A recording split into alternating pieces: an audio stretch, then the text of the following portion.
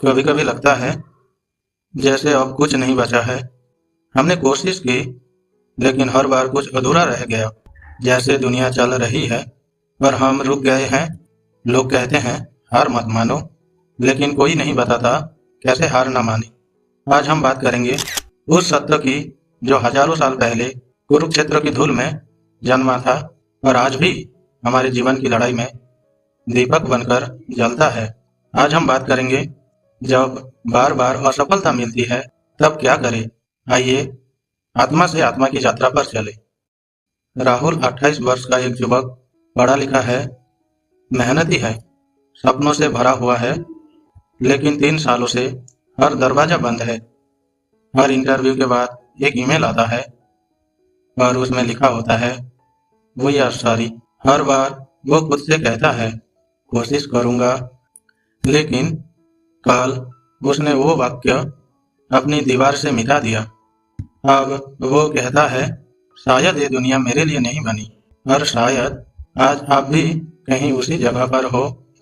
ठीक उसी तरह अर्जुन भी हार चुका था, हाथ कांप रहे थे।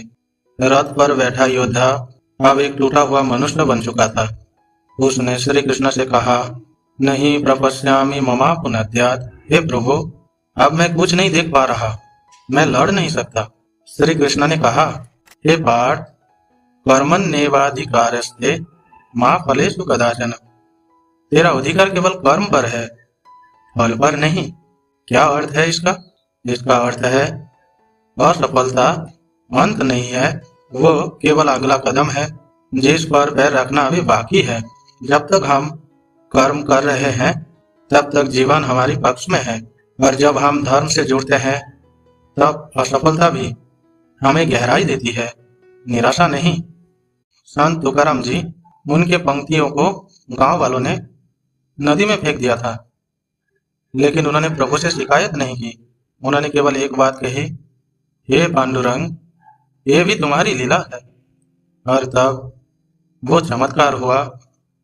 उनकी पंक्तियां पानी में तैर कर लौट आई, जैसे स्वयं ईश्वर कह रहे हो, तू सत्य है, तू टिकेगा।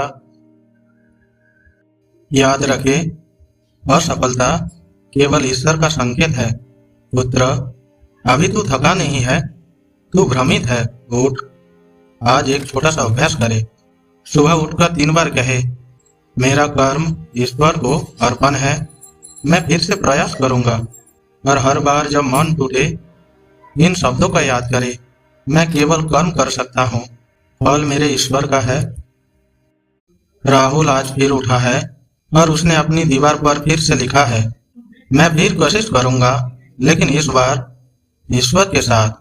एक असफलता जीवन को परिभाषित नहीं करती, लेकिन एक प्रयास आपको बदल सकता है। गिरो, लेकिन प्रभु के चरणों में।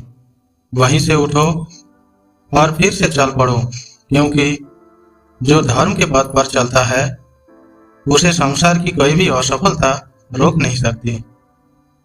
यदि आज की बात ने आपके जीवन को स्पर्श किया हो तो इसे किसी ऐसे व्यक्ति तक पहुंचाइए जो आज टूटे हुए हैं।